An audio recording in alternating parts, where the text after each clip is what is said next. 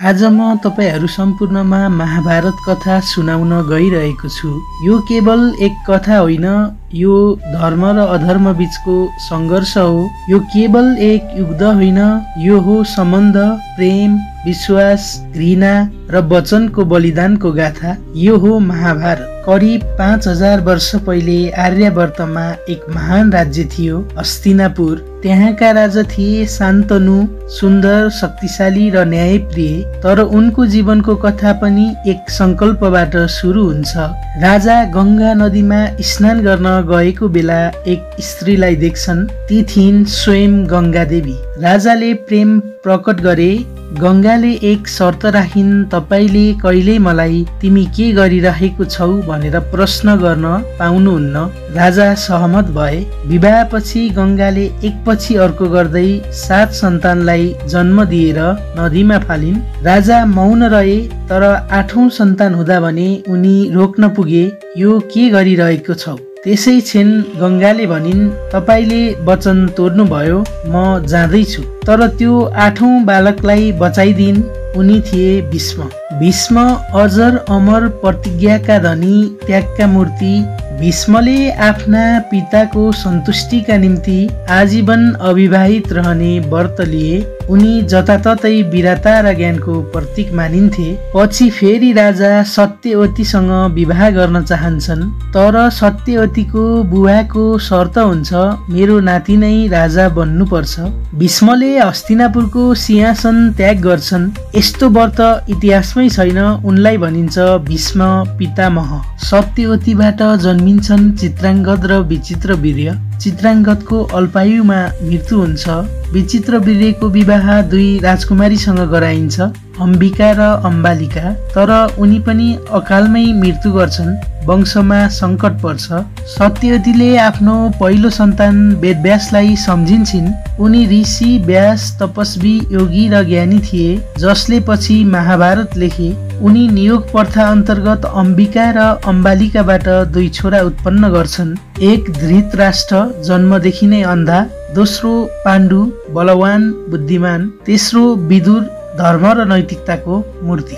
धृतराष्ट्र अन्धो भएकोले राजा बन्न सक्दैनन्। पाण्डु हस्तिनापुरको राजा बन्छन्। उनको विवाह कुन्ती र माद्रीसँग हुन्छ। उनी जंगलमा गएर तपस्या गर्छन्। तर एक दिन साबित हुन्छ, यदि तिमी यौन संसर्ग गर्ने प्रयास गर्छौ भने मर्छौ। त्यसपछि उनले सन्तान प्राप्त गर्न असमर्थ भएपछि कुन्तीले ऋषि दुर्वासबाट पाएको वरदान प्रयोग गर्छिन्। यसरी जन्मिन्छन् युधिष्ठिर, धर्मको पुत्र सत्यनिष्ठ। भीम वायुदेवका पुत्र बलवान। अर्जुन इन्द्रका पुत्र, धनुविद्यामा अद्वितीय। माद्रीले पनि त्यस्तै मन्त्र प्रयोग गरेर जुडुवा छोरा जन्माउँछिन्, नकुल र सहदेव। उनीहरू 5 जना मिलेर पाण्डव कहलिन्छन्। यता धृतराष्ट्रका 100 जना छोराहरू जन्मिन्छन्। सबैभन्दा प्रमुख दुर्योधन, अहंकारी, डाहाले भरिएको। ऊ पाण्डवहरूको लोकप्रियता देखेर जल्दछ। विशेष कारणवश एक दिन पाण्डुको मृत्यु हुन्छ। माद्री सती जान्छिन्। कुन्ती 5 छोरालाई लिएर हस्तिनापुर फर्किन्छन्। राजा अब धृतराष्ट्र हुन्छन्, तर राज्य चलाउने प्रमुख पात्र भीष्म, विदुर र गुरु द्रोणाचार्य हुन्छ। द्रोणाचार्य एक महान धनुविद्या गुरु हुन्। उनले पाण्डव र कौरव दुवैलाई युद्ध कला सिकाउँछन्। अर्जुन धनुविद्यामा एकदमै चम्किन्छन्।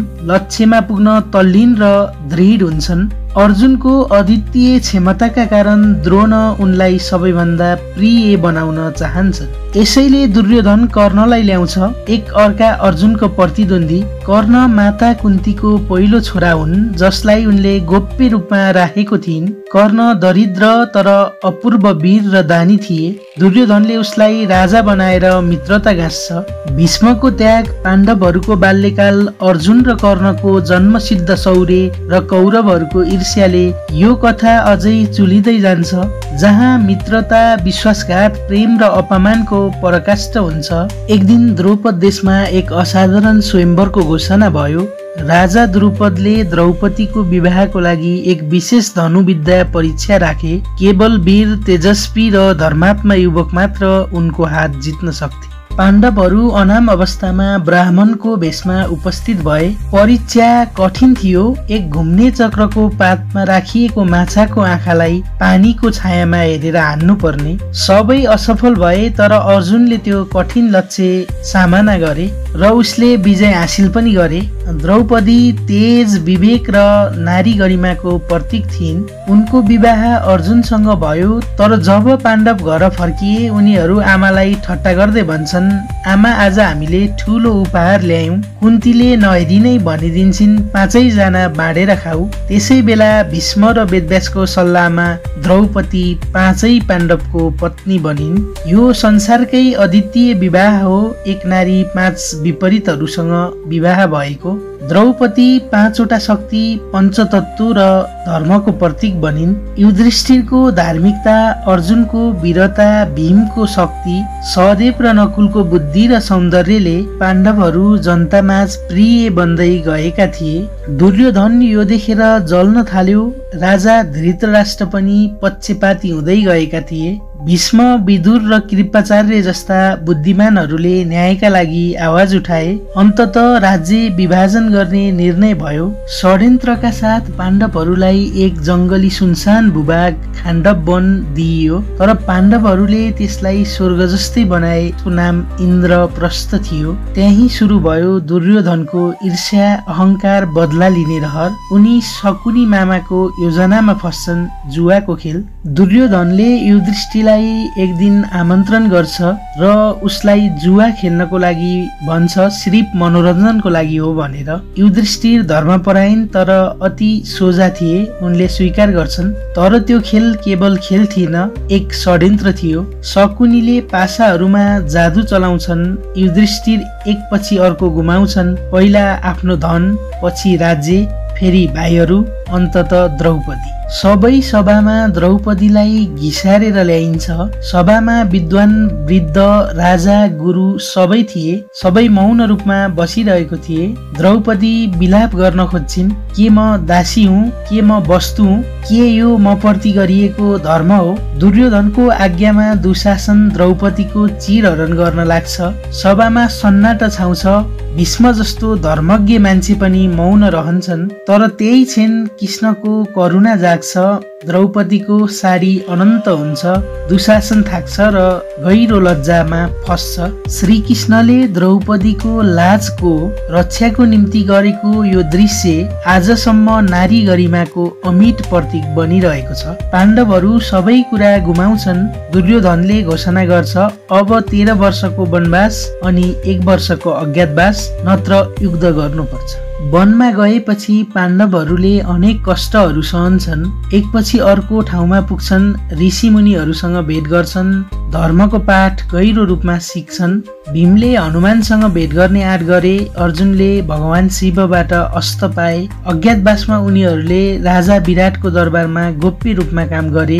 राजाको दरबारमा सबै भाइहरूले छुट्टा छुट्टै काम गरेका थिए। कोही भान्से बनेका थिए, कसैले गाई पालन, कसैले घोडाको स्याहार। साथै उनीहरूले यो कुरा गोप्य राखेका थिए र आफ्नो धर्म पनि छाडेका थिएनन्। अज्ञातवास सकिन्छ, अब युद्धको माग हुन्छ।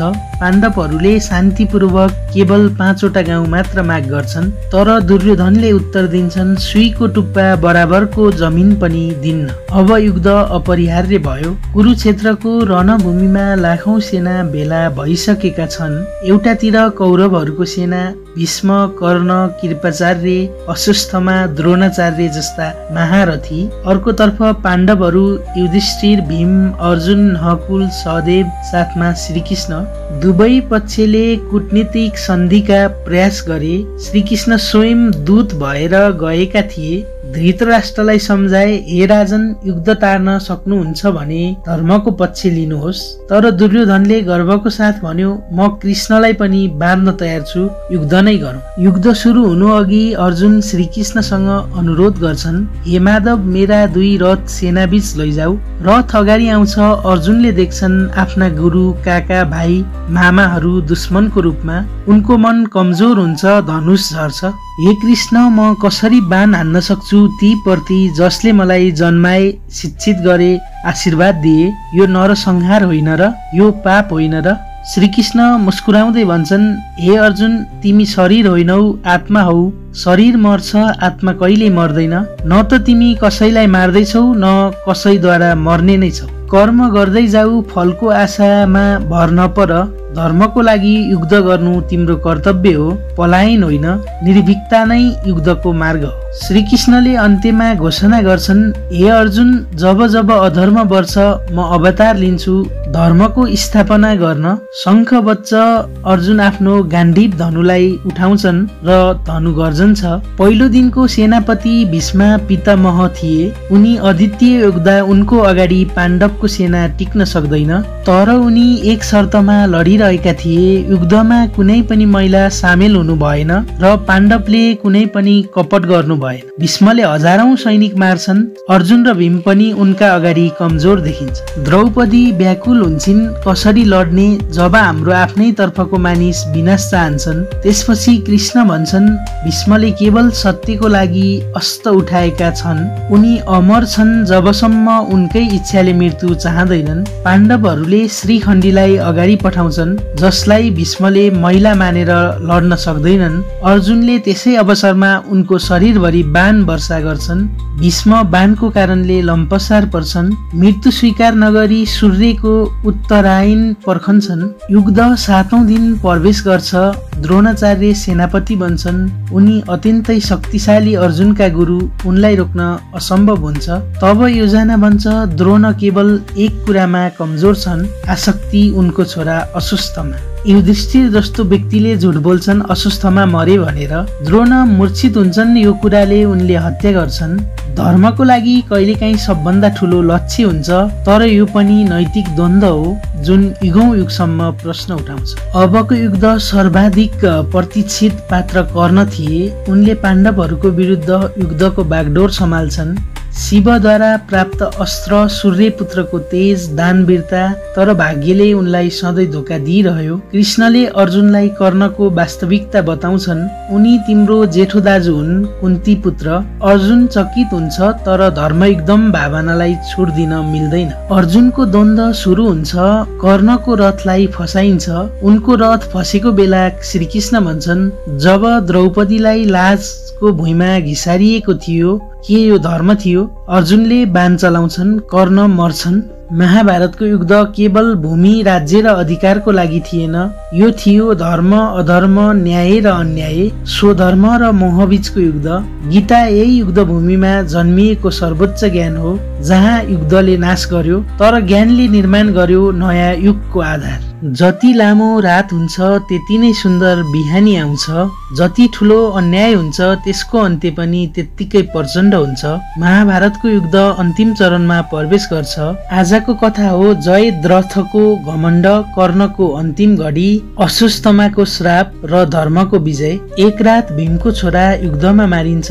दुःखमा डुबेका पाण्डवहरू अझै युद्ध लड्न बाध्य हुन्छन्। अर्को बिहान सबैभन्दा भयानक घटना हुन्छ, चक्रव्यूह। अर्जुनलाई युद्धबाट टाढा राखेर द्रोणाचार्यले चक्रव्यूह बनाउँछन्। भीम, युधिष्ठिर, नकुल, सहदेव कोही छिर्न सक्दैनन्। एकजनाले मात्रै तोड्न सक्छ, अभिमन्यु, तर ऊ भित्र पस्न जान्थ्यो, फर्कन जान्दैनथ्यो। अभिमन्यु चक्रव्यूह तोडेर भित्र जान्छ, घेराबन्दीमा पर्छ।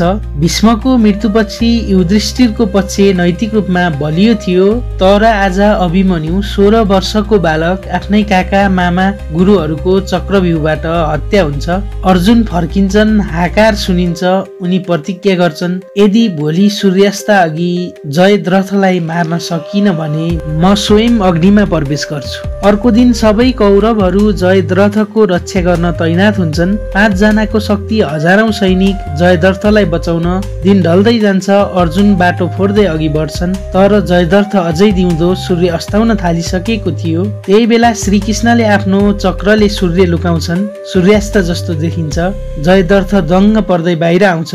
अर्जुन असफल भयो। त्यही क्षण कृष्णले सूर्य देखाउँछन्। अर्जुनले बाण हान्छन्। जयद्रथको मृत्यु हुन्छ। प्रतिज्ञा सफल भयो। धर्म अझै जिउँदो रह्यो। अन्तिम द्वन्द्व सुरु हुन्छ, अर्जुन भर्सेस कर्ण। कर्ण आफ्नो दिव्य अस्त्र चलाउन लाग्छन्, तर कुन्तीको श्राप लाग्छ। उनको रथको पाङ्ग्रा जमिनमा फस्छ। कर्ण श्रीकृष्णतिर हेर्छन्, धर्म के हो? म असहाय छु। छु। कृष्ण उत्तर दिन्छन्, जब द्रौपदीको लाज लुटियो तब धर्म के थियो गर्न? जब अभिमन्यु एक्लो थिए तब तिमी किन मौन थियौ? अर्जुनले बाण चलाउँछन्, कर्णको मृत्यु हुन्छ, सूर्यपुत्र मरे। यसरी दुर्योधनको पनि मृत्यु हुन्छ।